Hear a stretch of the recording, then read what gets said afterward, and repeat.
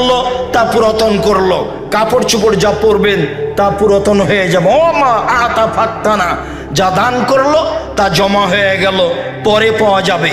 যা দান করলো তা জমা হয়ে যাবে, পরে পাওয়া যাবে। এই যে মানুষের সম্পদ তিন ভাগে বিভক্ত, অমাসেওয়া দালেকা, এ ব্যতীত যা টাকা পয়সা থাকবে পাওয়া দায় বলেন নাস, তা মানুষে ভাগ করে নিবে, তা আপনার নয়। ছেলেরা মামলা করে ভাগ করে নিবে, মারামারি করে ভাগ করে নিবে।